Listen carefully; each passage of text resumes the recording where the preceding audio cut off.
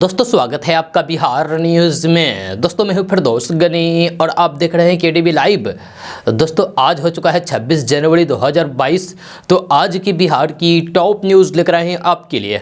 दोस्तों video start करने से पहले आपसे रिक्वेस्ट है, अगर आप नए आए हैं इस चैनल पर तो फिर इस चैनल को सब्सक्राइब करके बेल आइकन को भी प्रेस कर दीजिए और साथ में वीडियो को लाइक कर दीजिए, अपने दोस्तों के साथ शेयर भी कीजिए। तो चलिए दोस्तों स्टार्ट करते हैं आज की पूरे बिहार की टॉप न्यूज़। दोस्तों आज बिहार न्यूज़ में सबसे पहले बात करते हैं कि आज 26 जनवरी है और आज के दिन गणतंत्र दिवस मनाया जाता है। तो ऐसे में बात करते हैं कि आखिर हर साल 26 जनवरी के दिन ही गणतंत्र दिवस क्यों मनाया जाता है, आखिर इसका कारण क्या है। तो चलिए बात करते हैं विस्तार से। तो सबसे पहले बात करते हैं कि देश में हर साल गणतंत्र दिवस बड़े ही धूमधाम से मनाया जाता है। आज 26 जनवरी 2022 को हम लोग अपना 73वें गणतंत्र दिवस मना रहे हैं, जब पूरे देश को आज के दिन का इंतजार रहता है। सरकारी और निजी प्रतिष्ठानों में धूमधाम से तिरंगा फहराया जाता है। शायद आपके मन में ये सवाल आता होगा कि आखिर हम 26 जनवरी को रिपब्लिक डे क्यों मनाते हैं। तो साल 1950 में भारत का संविधान लागू किया गया था। स्वतंत्र गणराज्य बनने और फिर देश में कानून का राज स्थापित करने के लिए 26 नवंबर 1949 को संविधान सभा ने संविधान अपनाया था। 26 जनवरी 1950 को संविधान को लोकतांत्रिक सरकार प्रणाली के साथ लागू किया गया, यानी कि 2 साल 11 महीने और 18 दिन बाद संविधान लागू हुआ था। जहाँ इस दिन भारत को पूर्ण गणराज्य घोषित किया गया। जहाँ इस दिन पहली बार भारत का स्वतंत्रता दिवस मनाया गया था। 15 अगस्त 1947 को आजादी मिलने तक 26 जनवरी को ही स्वतंत्रता दिवस मनाया जाता था। जब 26 जनवरी 1930 को पूर्ण स्वराज घोषित करने की तारीख को महत्व देने के लिए 26 जनवरी 1950 को संविधान लागू किया गया और 26 जनवरी को गणतंत्र दिवस घोषित किया गया। जब पहली बार गणतंत्र दिवस 26 जनवरी 1950 को लागू किया गया था। जब इस दिन भारत के पहले राष्ट्रपति डॉक्टर राजेंद्र प्रसाद ने 21 तोपों की सलामी के साथ ध्वजारोहण किया था और भारत को पूर्ण गणराज्य घोषित किया था। तब से लेकर हर साल 26 जनवरी को ही देश में गणतंत्र दिवस मनाया जाता है। इसके लिए हमारे भारतीय संविधान को एक सलाम तो बनता है। दोस्तों अब बात करते हैं कि पिछले कुछ दिनों से बिहार में लगातार ठंड बढ़ने से अस्पतालों में मरीजों की संख्या भी बढ़ने लगी है।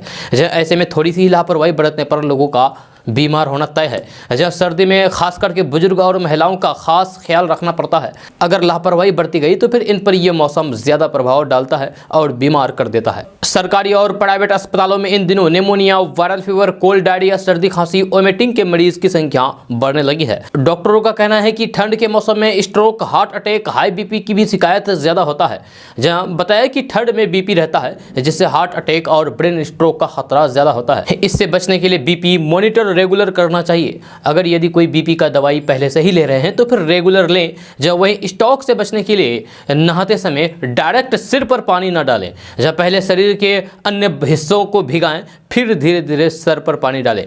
बताया कि ठंड में जिन्हें पहले से अस्थमा की शिकायत है उन्हें भी काफ़ी एहतियात बरतने की आवश्यकता है। लापरवाही होने पर ठंड में अस्थमा की परेशानी बढ़ सकता है। जब ठंड से बचने के लिए गर्म कपड़ा के साथ सर को ढकना जरूरी है। ज़्यादा ठंड होने पर बाहर कम ही निकलें और रूम के तापमान को गर्म रखें। आपको बता दें कि शीतलहर बढ़ते ही सदर अस्पताल में अन्य मरीजों के साथ हार्ट अटैक और ब्रेन स्ट्रोक के मरीजों की संख्या में बढ़ोतरी हुई है। डॉक्टर की माने तो ठंड के मौसम में सबसे ज़्यादा बच्चों, गर्भवती महिलाओं और बुजुर्गों का ख्याल रखना चाहिए। जब कोल्ड अटैक सबसे ज़्यादा इन्हीं को होता है। दोस्तों बात करते हैं कि यूपी विधानसभा चुनाव का समय दिन ब दिन नजदीक आता जा रहा है। इस बार यूपी चुनाव के सहारे एक नई पार्टी प्रदेश में एंट्री लेने की जद्दोजहद में जुटी है। ये पार्टी है ऑल इंडिया मजलिस इत्तेहादुल मुस्लिमीन यानी कि AIMIM, जिसके चीफ असदुद्दीन ओवैसी है।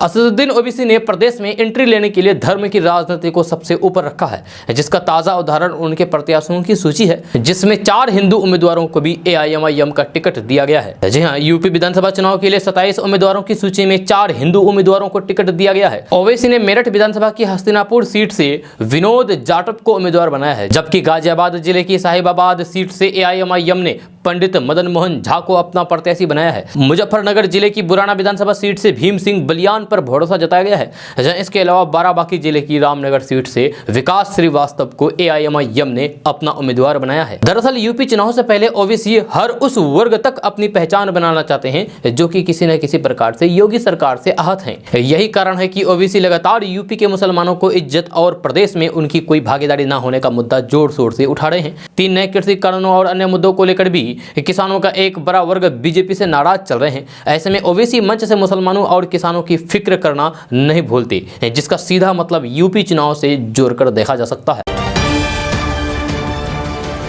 दोस्तों बात करते हैं कि बिहार में कोरोना टीकाकरण का आंकड़ा 11 करोड़ के पार होने पर स्वास्थ्य मंत्री मंगल पांडे ने हर्ष व्यक्त करते हुए राज्यवासियों और फिर स्वास्थ्य कर्मियों का आभार जताया है। जब मंत्री मंगल पांडे ने इतनी बड़ी उपलब्धि का श्रेय प्रधानमंत्री नरेंद्र मोदी और मुख्यमंत्री नीतीश कुमार समेत बिहार की जनता और स्वास्थ्य कर्मियों को देते हुए सबों का बधाई दिया है। मंत्री ने इतनी बड़ी उपलब्धि का श्रेय प्रधानमंत्री नरेंद्र मोदी और मुख्यमंत्री नीतीश कुमार समेत बिहार की जनता और स्वास्थ्य कर्मियों को देते हुए सबों को बधाई दी है। दोस्तों बात करते हैं कि बिहार में उर्दू को दूसरी राजभाषा का दर्जा प्राप्त है, लेकिन सचिवालय में उर्दू में कामकाज करने वाले कर्मचारियों की काफ़ी कमी है। इस कमी को दूर करने के लिए समय समय पर मंत्रिमंडल सचिवालय उर्दू प्रशिक्षण की व्यवस्था करता है, ताकि सरकारी कर्मचारी पदाधिकारी से लेकर निजी क्षेत्र में काम करने वाले अधिक से अधिक लोग उर्दू की जानकारी प्राप्त कर सके। अपने इसी लक्ष्य को पूरा करने के उद्देश्य से मंत्रिमंडल सचिवालय ने ऐसा ही एक प्रशिक्षण सत्र 21 फरवरी से प्रारंभ करने की घोषणा की है। इसको लेकर आवेदन मांगे गए हैं, जब प्रशिक्षण के बाद परीक्षा भी ली जाएगी।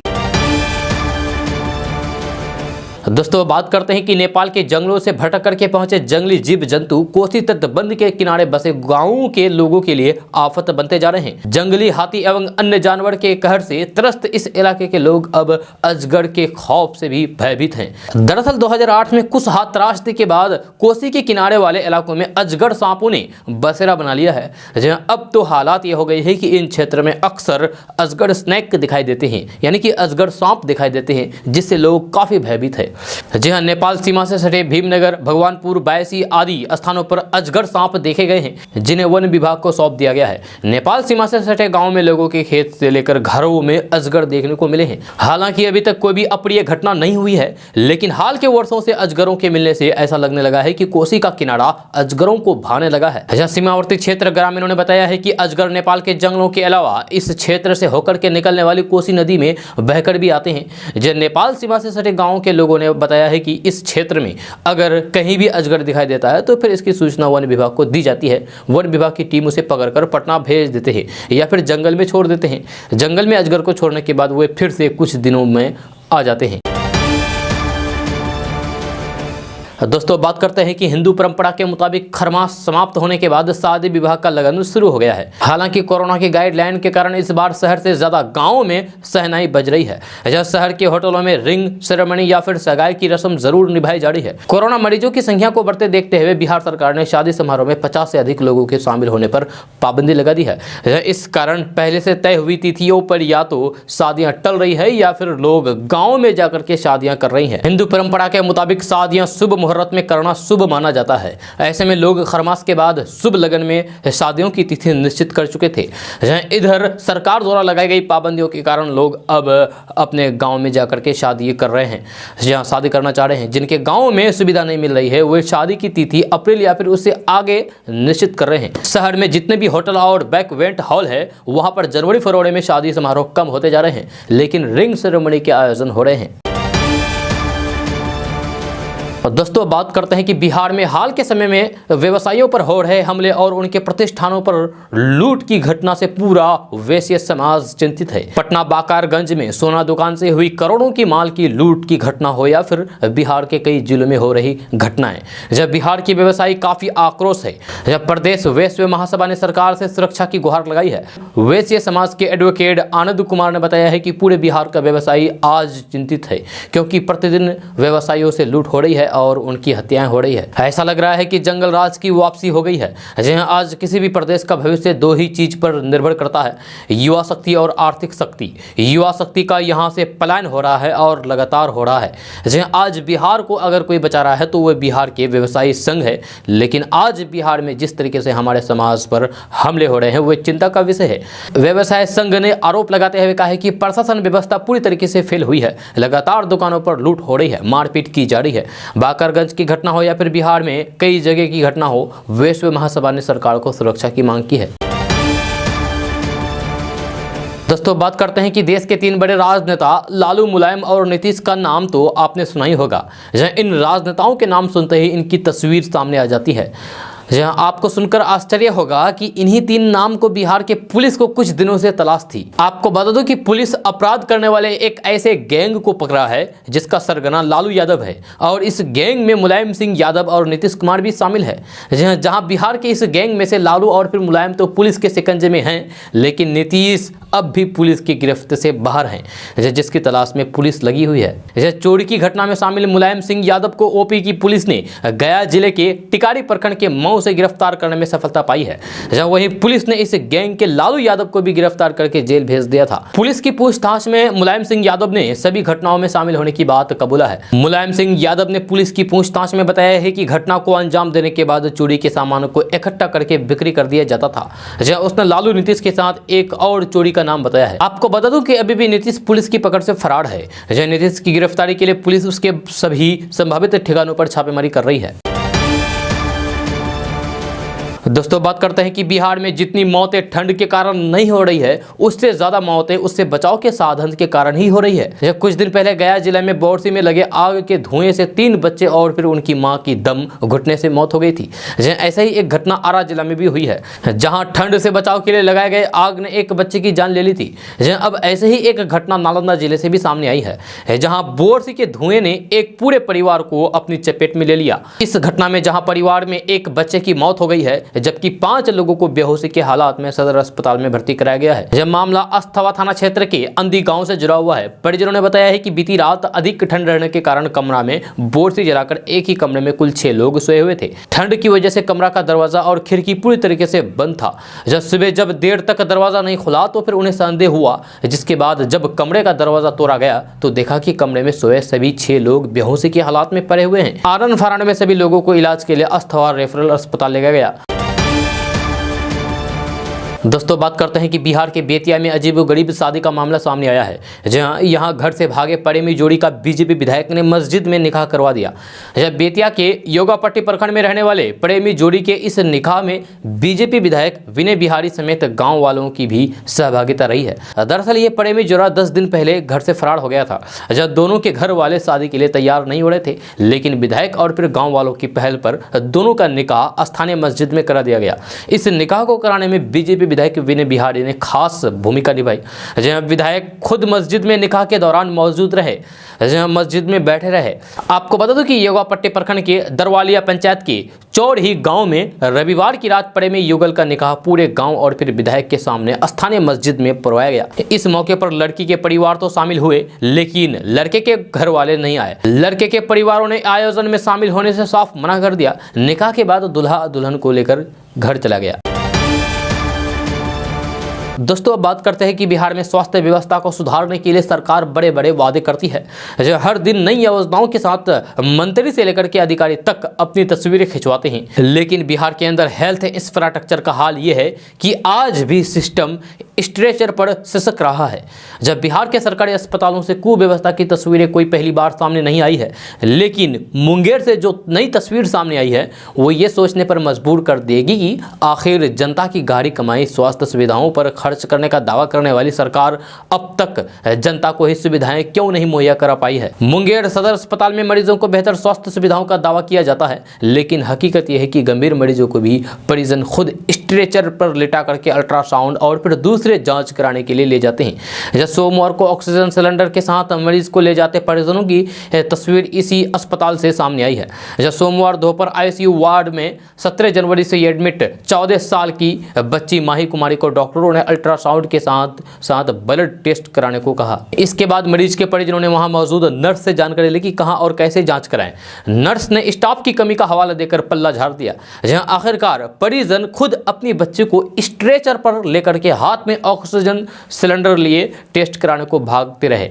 जब बताया गया है कि अस्पताल में ऑक्सीजन सिलेंडर को इधर उधर ले जाने के लिए ट्रॉली है, जो वार्ड में भर्ती मरीजों को सहयोग करने के लिए स्टाफ भी तैनात है, लेकिन उनकी तरफ से कोई भी मदद नहीं दी जाती है। नर्स ने परिजन से कहा है कि यहाँ वार्ड बॉय नहीं है, खुद मरीज को अल्ट्रासाउंड कराने के लिए जाएं। मुंगेर सदर अस्पताल में इस कुव्यवस्था पर सरकार कोई नोटिस लेगी, इसमें भी संदेह नजर आ रहा है।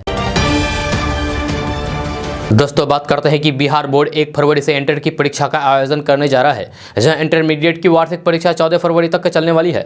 इस परीक्षा के लिए बोर्ड ने सभी तैयारियां पूरी कर ली है। पहले तो बिहार बोर्ड ने सख्ती दिखाते हुए कई पाबंदियां लगाई, लेकिन बाद में बिहार बोर्ड का दिल पसीजा और फिर उसने परीक्षार्थियों को कई ढील दिए। कोरोना काल और ठंड के बीच आयोजित की जा रही इस परीक्षा में बोर्ड ने एक तरफ जहां परीक्षार्थियों को जूता मोजा पहनकर आने की अनुमति दे दी है, वहीं वैसे परीक्षार्थियों को भी अब घबराने की कोई जरूरत नहीं है जिनके एडमिट कार्ड में कुछ गड़बड़ी हो गई है या फिर वे परीक्षा हॉल में एडमिट कार्ड लाना भूल गए हैं। वैसे परीक्षार्थी जिनके प्रवेश पत्र में यानी कि एडमिट कार्ड में फोटो की गलती हो गई है, उन्हें परीक्षा में बैठने की अनुमति दे दी गई है।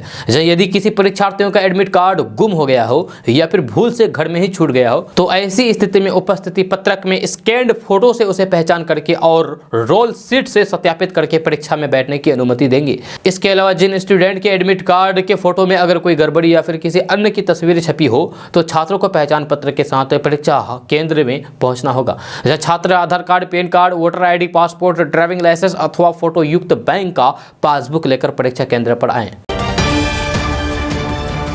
दोस्तों बात करते हैं कि अगर आप state bank of India, Punjab national bank और बैंक ऑफ बड़ौदा के ग्राहक हैं, तो फिर आपके लिए जरूरी खबर है। जहां बैंक ऑफ बड़ौदा ग्राहकों के लिए चेक से पेमेंट से संबंधित नियम बदलने वाले हैं, वहीं एसबीआई और पंजाब नेशनल बैंक के ग्राहकों के लिए पैसे के लेन देन से संबंधित बदलाव होंगे। तो आइए जानते हैं इसके बारे में डिटेल्स के साथ। तो आगामी 1 फरवरी से चेक क्लियरेंस से जुड़े नियम में बदलाव होने वाला है। जब बैंक की ओर से दी गई जानकारी के मुताबिक 1 फरवरी से चेक पेमेंट के लिए कंफर्मेशन अनिवार्य होगा। अगर कंफर्मेशन नहीं होता है तो फिर चेक को वापस भी किया जा सकता है। जब बैंक ने ग्राहकों से अपील की है कि हमारा सुझाव है कि आप सीटीएस क्लियरेंस के लिए पॉजिटिव पे की सुविधा का लाभ लें। अब बात करते हैं कि अगर आप एसबीआई के ग्राहक हैं, तो फिर अब आपको पैसे ट्रांसफर करना महंगा पड़ने वाला है। एसबीआई की वेबसाइट्स के अनुसार बैंक ने 1 फरवरी 2022 से IMPS ट्रांजैक्शन में एक नया स्लैब जोड़ा है, जो 2 लाख से 5 लाख रुपए का है।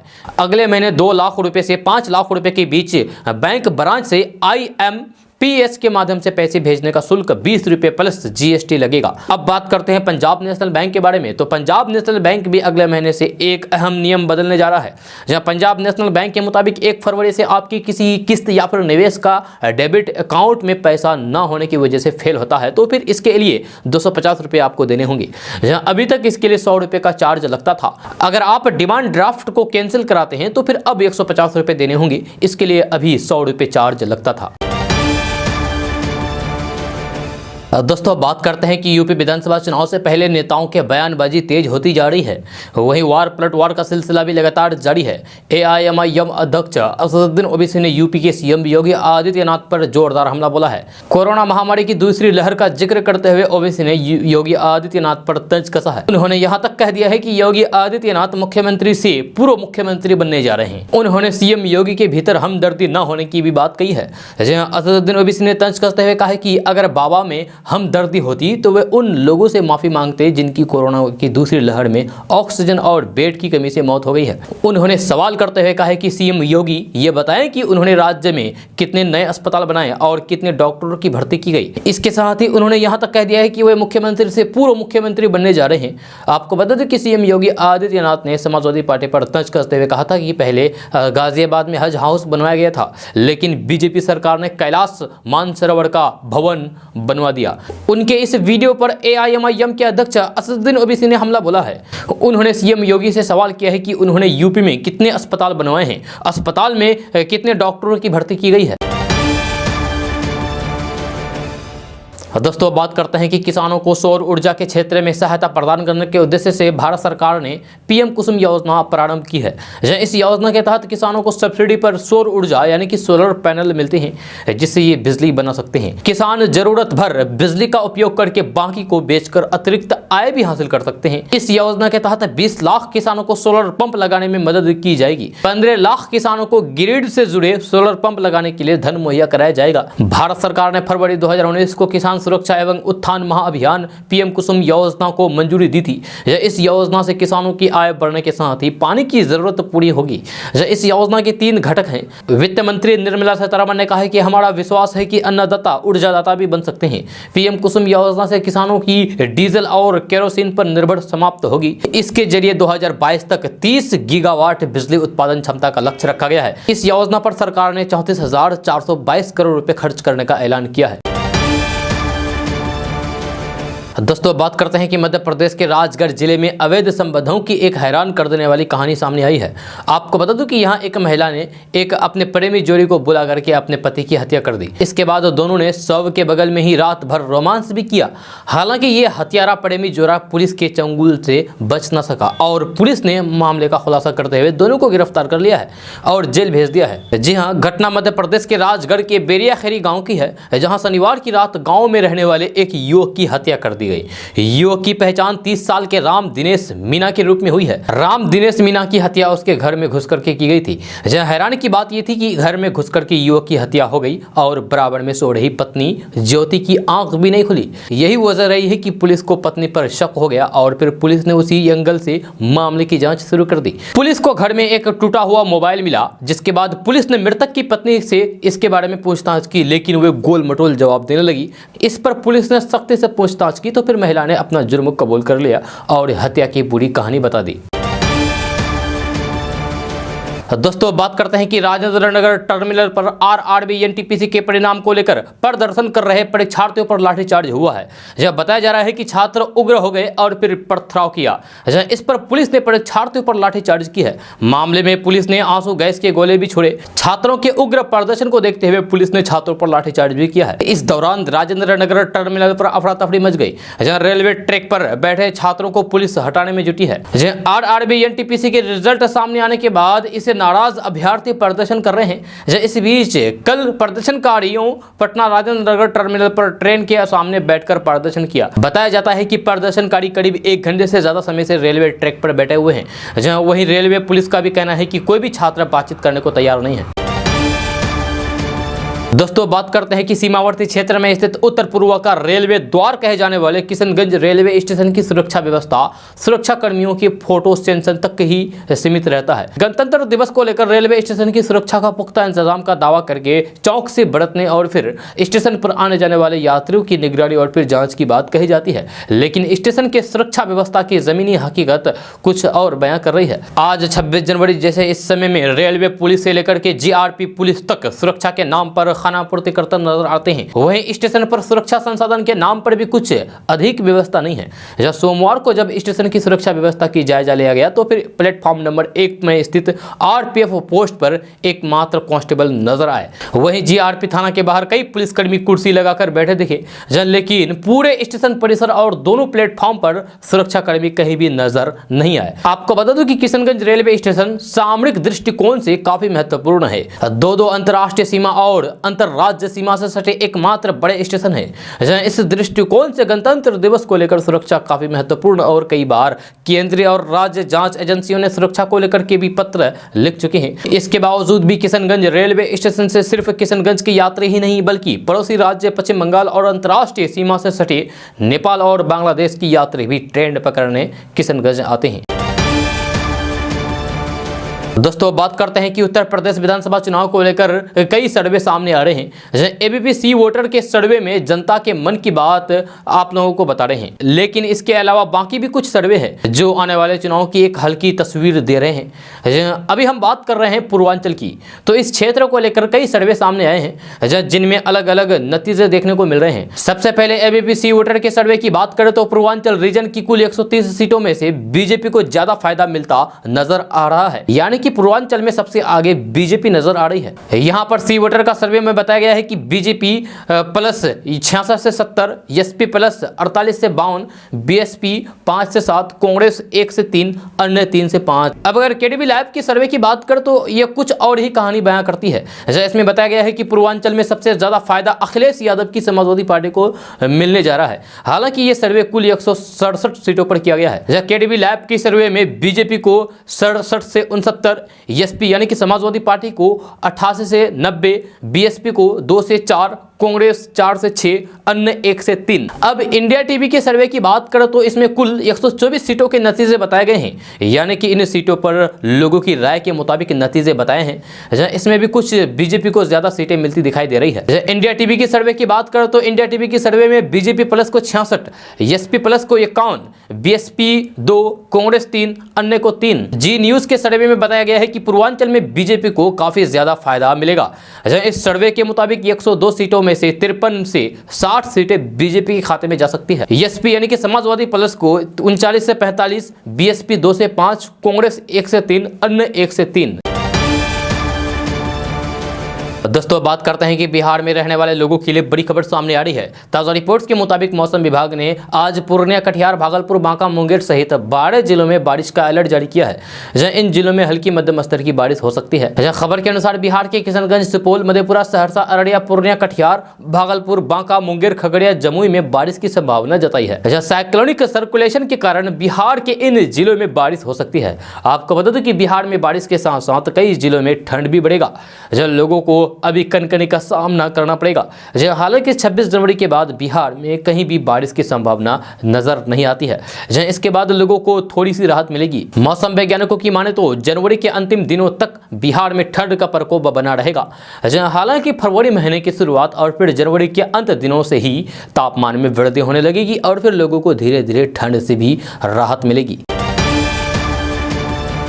दोस्तों बात करते हैं कि पटना सहित देश भर के 8वीं, 10वीं, 12वीं पास के लिए भर्ती निकली है। जहां ये भर्तियां सीमा सुरक्षा बल के माध्यम से बीएसएफ ट्रेडमैन महिला पुरुष भर्ती 2022 के अंतर्गत निकाली गई है। जो लोग नौकरी करना चाहते हैं वे इस भर्ती प्रक्रिया में भाग ले सकते हैं। इन पदों पर योग्यता के बारे में बात करें तो इन पदों पर आवेदन करने के लिए उम्मीदवारों की योग्यता पदों के अनुसार 8वीं, 10वीं, 12वीं पास निर्धारित किया गया है।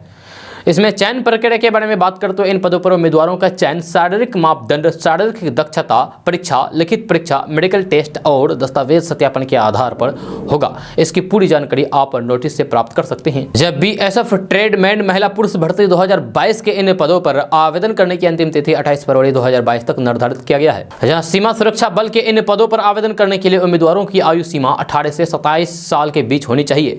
नियम अनुसार आयु में छूट मिलेगी।